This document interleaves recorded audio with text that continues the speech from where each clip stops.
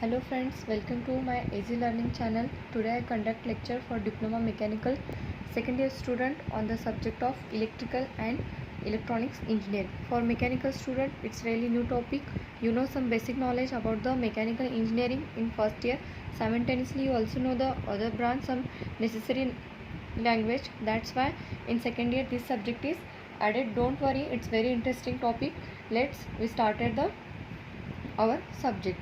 Our subject name is Electrical and Electronics Engineering. For that 70 mark for theory and 30 mark for practical examination and 28 mark for the passing. The subject code is 22310.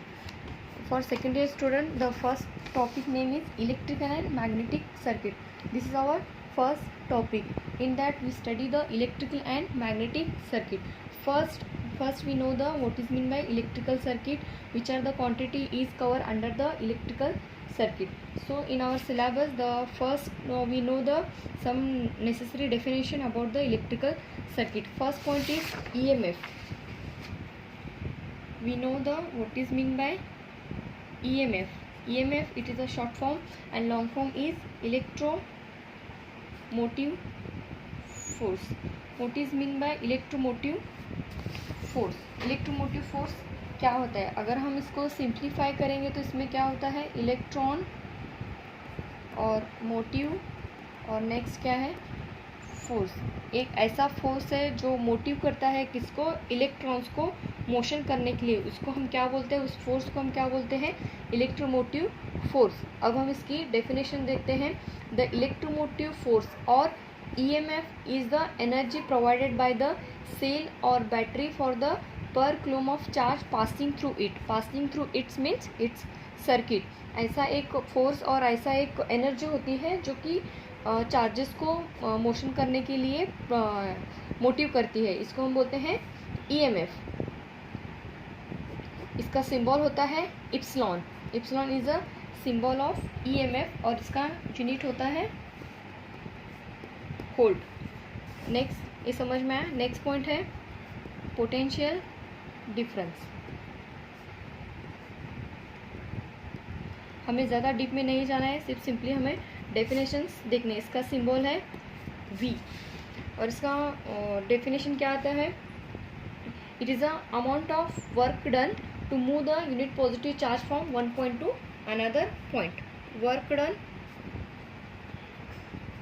with respect to charge. It is defined as the amount of work done to move the unit positive charge from one point to another point. Potential difference और इसका unit आता है volt.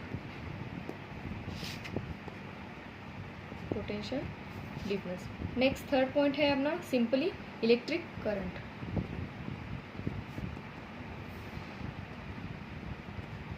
Electric current की definition बिल्कुल भी simple है. Electric current means क्या है? The flow of free electrons.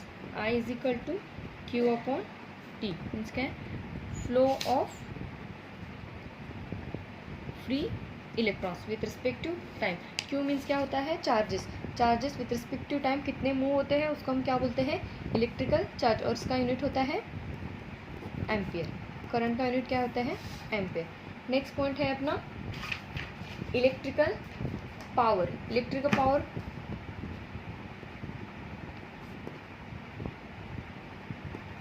Electric power की डेफिनेशन क्या है? The rate at which work is done. ठीक है, जिस रेट से वर्क डन हो रहा है. Work done in electric circuit with respect to time. ये अपनी होती है इलेक्ट्रिक पावर. इसका सिंपल अगर हम इसका फॉर्मूला बनाएंगे तो power is equal to VI. एक ऐसा है किधर से इतना ज़्यादा डीप में जाने की इसकी ज़रूरत नहीं है और इसका यूनिट होता है watt. Next fifth point related to electrical is electric energy. Electric energy, definition of electric energy is the total work done in electric circuit. Electric energy is equal to total work done in electric circuit. Total work done और इसका formula आता है VIT और इसका unit है kilowatt hour. तो friends ये थे points related to electrical energy. In syllabus सिर्फ अपने को ये इतने 5 पॉइंट्स हैं related to electrical energy. Next है रिलेटेड टू मैग्नेटिक सर्किट। अगर आपको मेरा वीडियो अच्छा लगा होगा तो लाइक कीजिए, कमेंट कीजिए और सब्सक्राइब करना मत भूलिए।